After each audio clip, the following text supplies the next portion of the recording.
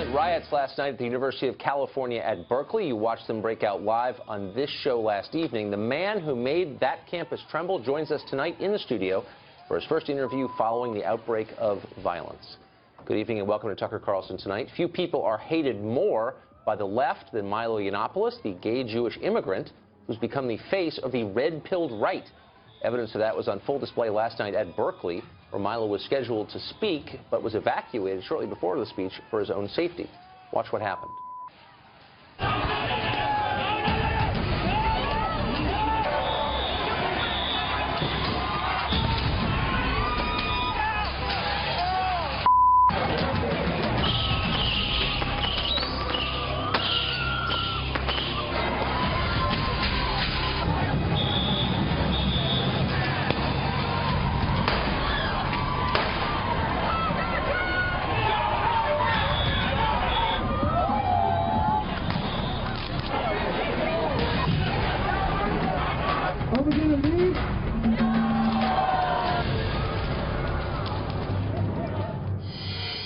That was America last night. Breitbart editor Milo joins us for his first interview since we spoke with him by phone last night. Milo, thanks for joining us. Thank you. So here's the reason I want to talk to you. It's not to endorse your views, many of which I agree with, some of which I don't. But the point is, you tried to express your views and were prevented by a violent mob. So if you were an anarchist or a Scientologist or a flat earth activist, it wouldn't matter. No. You were not allowed to exercise your First Amendment rights, and that's shocking. Give us first a quick recap of what happened last night to you. Well, I think I agree with you in the first place. I mean, I'm not any of the things that these posters characterize me as in an effort to legitimize the violence. But even if I were, I don't think it would matter for the reasons you say. So I went in to do my talk. We go in a couple of hours before to set up our tech and for me to, you know, put on a costume or something. I had a wonderful outfit plan, which is the main reason I'm upset about yesterday. I was going to go as a native. I was going to talk about cultural appropriation in full Native American headdress. I had a full custom headdress with my name embroidered on it. I was so mad that I didn't get to wear that. Anyway, we went in for like an hour or two beforehand. We were planning it, and suddenly there were these explosions outside. There were firecrackers and rocks being hurled at the building. The police were having things hurled at them, and I was evacuated up to the 5th floor, like by the fire escape. It was all very exciting. And then suddenly, you know, I was being taken out of the building. I was informed that I was being evacuated because there were hundreds of protesters outside, blowing things up, hurling things at the police. The police didn't seem to me to be doing very much aside from hiding inside the building. The ground floor had been stormed, so we had to rush down to the parking lot, find one car, and that exit was blocked, so we ran to another car, and we finally got in one, and I was, you know, bundled in, put in a bulletproof vest, and whisked away. And that is the price you pay for being a libertarian or a conservative on American college campuses. So what's so striking is I have no doubt the average police officer does not sympathize with a mob like that. I just have no doubt about it. But the truth is they did not come to your defense in a meaningful way. The video proves it. You're affirming it now. Why? Well, we don't know for absolutely sure, but one thing I can tell you is that the mayor of Berkeley, who was sort of gleefully egging this stuff on yesterday, who today had to apologize for you know, the usual leftist name-calling of me today. What did he say about you? Oh, the usual slurs, you know, this white supremacist speaker. I mean, please, anyone who's spent 5 seconds in my company or 2 seconds in my bedroom knows I'm not a white supremacist. But, you know, this usual slurs that they wheel out in a sort of effort to legitimize violence against you. You know, they want to call you the worst possible name. It's like, you know, the punch a Nazi thing, right? Well, I could imagine a reasonable person being taken some way along the argument of, like, it's okay to punch Nazis. But the problem is that the left calls everyone Nazis. So basically, they can punch anybody. Wait a second. Isn't it Nazis who do the punching? Isn't that what separates Nazis from the rest of us? They don't tolerate dissent, but civilized people do? You would think so. I mean, when my book was announced, of course, there were people saying they were going to burn it while calling me the fascist. I mean, this is the sort of irony the progressive left in America doesn't seem to appreciate. But the real problem is this name-calling because, you know, as grateful as I am to be on the show, and I like the attention, the real people that I want to hear from are, you know, the guys who run CNN, who are legitimizing ordinary conservatives being called white supremacists, anti-Semites, racist, sexist, when they're not. There's an inevitable, obvious consequence to this. You know, I obviously have an interest in this because I don't anymore work at that network, so I don't even want to affirm what you just said, but I have to because it's true. Now, here is a tweet that they sent out, and I'm quoting. Yeah. This is from a CNN Twitter feed. Extremist Milo, whose Berkeley event sparked protests, takes on the college establishment and rallies white supremacists. That's from the CNN Twitter feed. I mean, is any of that true? No, I mean, it beggars belief. I mean, you know, it just beggars belief. But the subtext is you deserve it. Yes, it is. Yes, it is. And these people must be held to account. You know, the media has created this environment in which it's okay to say almost anything about somebody who is, you know, right of Jane Fonda. You know, if you have slightly conservative or even libertarian points of view, especially if you are persuasive and charismatic and funny and effective, like we both are, you will get called the most appalling things. And it's a way of legitimizing, in some cases, as happened last night, violent responses. But what I find so striking about this is that it should not be a left-right debate.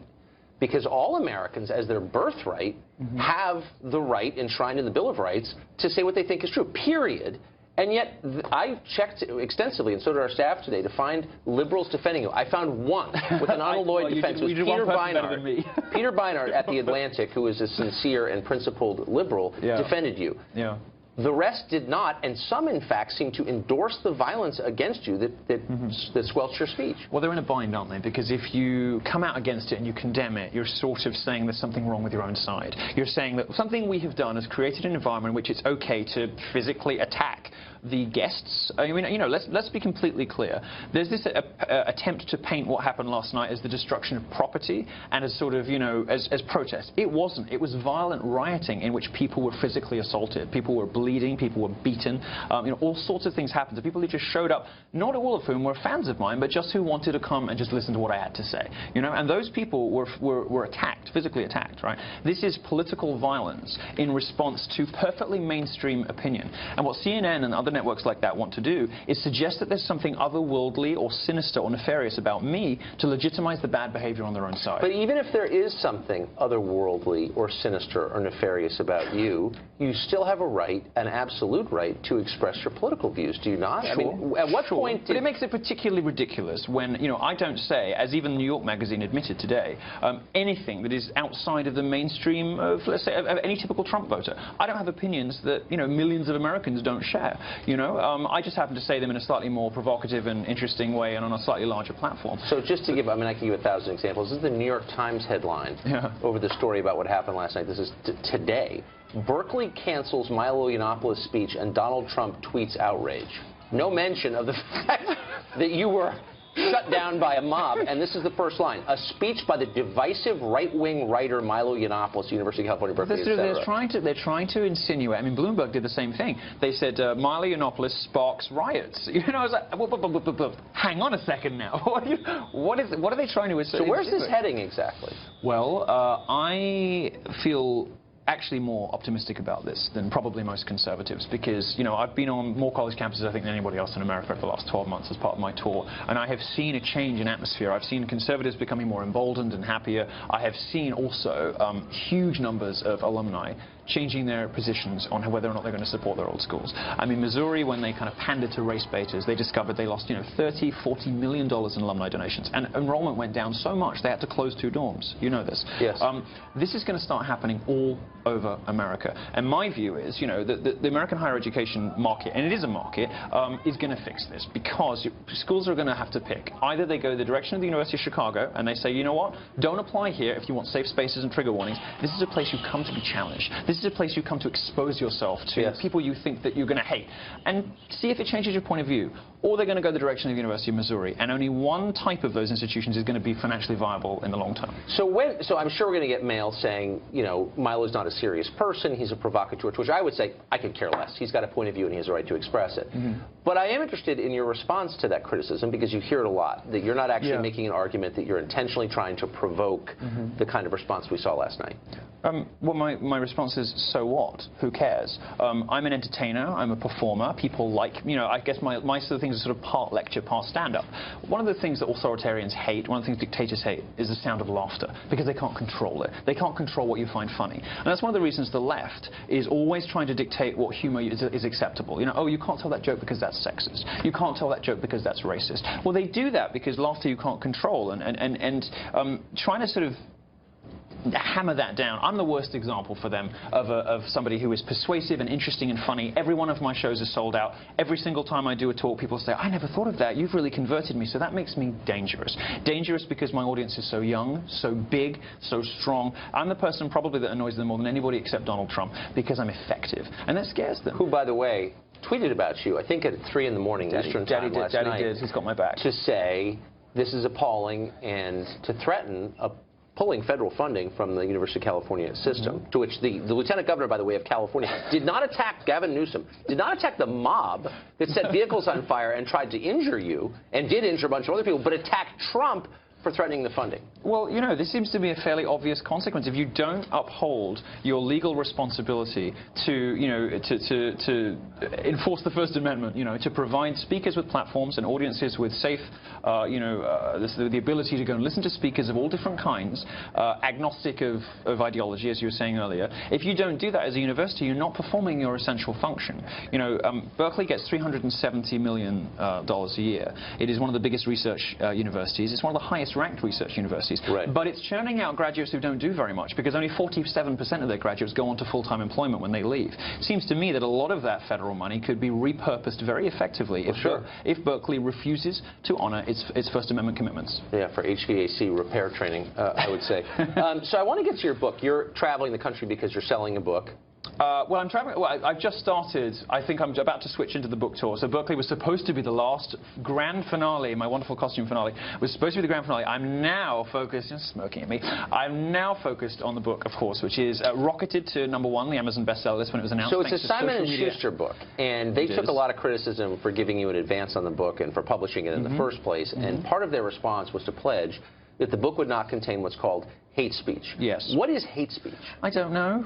I'm probably going to get in terrible trouble with them, but I have no idea, and I don't think anybody else knows either. I mean, it seems to be speech that somebody doesn't like somewhere, a joke that's wrong, some you know, thing that someone offends someone's sensibilities or hurt feelings or politics or something. Certainly the Supreme Court doesn't recognize it as a kind of speech that should be, you know, treated with any special reference or whatever. Hate speech, it seems to me, has been defined by the political left as anything we don't like, anything that violates social justice doctrine, feminism, Black Lives Matter kind of ideology. It's not something that I have ever heard particularly effectively defined. I have literally no idea what it is. I have no idea what it is. But because your publisher, Simon & Schuster, has pledged to keep it out of your book, did an editor say to you, here's how we define hate speech, and here's what we're going to be striking from your manuscript? Get in so much trouble. I don't know what they mean by that. Look, all I can tell you, this book actually is going to be a lot more serious than people probably anticipate from me. I have my college tour to lob bombs, to be outrageous, to whatever. This book's actually pretty meaty, pretty substantial. It demonstrates a lot of reading, a lot of consideration of the issues. This book is already going to be one of the big books of 2017. It is going to be one of those, a big sort of signature, you know, cultural moment for a particular millennial generation that suddenly woke up and decided that being Republican was cool and was a libertarian, you know, punk alternative choice. I'm one of the people they look up to as a, you know, as a sort of, as a whatever cultural figure. This book actually is much more serious than people imagine. So if you're a feminist or a Black Lives Matter activist who is looking to be offended by this book, you might be disappointed. And if you're somebody who's going in just thinking, oh, this is going to be a load of, you know, jokes about his black boyfriends and, you know, and name calling and fat jokes, you might also be disappointed. This is a pretty substantial book. It's a book that sets out where I believe America went wrong in terms of respecting the First Amendment, the state of free speech on American college campuses and in the media and in academia and everywhere else in American public life. So we talked about this last night briefly, but you're obviously an immigrant to this country from the UK. Well, I'm on a visa technically. But on a visa technically. Presumably you came here with the assumption that this was a place where you could express your beliefs, even if not everyone agreed with them. It was horrifying. How has it lived up to the billing? It was horrifying. Honestly, I mean, I don't mean to be theatrical, I'm prone to melodrama, but it was horrifying. To come here, you know, land of the free, home of the brave, blah, blah, blah, you know, and for me to do a college tour, to be a journalist here, you know, imagine the fourth estate in America. You could be able to say, do, be anything, right? That's what you would think coming from Europe, where we really don't have free speech protections. I mean, if it exists, there are rules about it. If it exists, it is regulated in Europe, you know? You know, in Europe, you can get arrested for being misogynist, arrested for being offensive. You know, these are actual offenses. These are things the police can come and take you away for in Europe. You know, as Americans don't really understand how bad it is in Europe. In America, I always imagined that this was a country where you could be, do, and say anything. And what I've discovered, not just in journalism, but also in the entertainment industry, and particularly and most importantly in academia, which is where I kind of try and park my tanks on the lawn and really take the fight to the left, which is why they hate me so much, because conservatives are so spineless all the time. I take the fight to them, and on American college campuses, I have experienced, you know, restrictions on the freedom of speech, groupthink, and penalties, social and institutional penalties. And financial penalties. And financial penalties for free expression like nothing I ever experienced in Europe. So really, we're almost out of time, but we have guardians of the First Amendment, official ones. The ACLU is the leading one historically. We tried to get Anthony Romero, the head of it, on tonight to talk about this. Yeah. He's refused to come on. We also, by the way, tried to get the Human Rights Campaign to come on to talk about this too. But has anybody from the ACLU or PEN America or any people who claim to represent the First Amendment called you to say, we're going to help? No, of course not. No, of course not, because these organizations have been, have almost completely given themselves over to a particular view of free speech that is hugely restrictive and which circumscribes, which cuts out mainstream, ordinary conservative opinion. There's a reason there's a sort of parallel conservative media in this country. There's a reason why there's this extraordinary bifurcation between liberals and conservatives in this country. It is because the establishment, the media, academic and entertainment establishment has made certain sorts of political opinion, respectable, reasonable, mainstream opinion, impossible to express in public. It's the definition of corruption, unfortunately. We're all going to pay for it. Milo, thanks a lot. That was interesting. Thanks. Good to see you.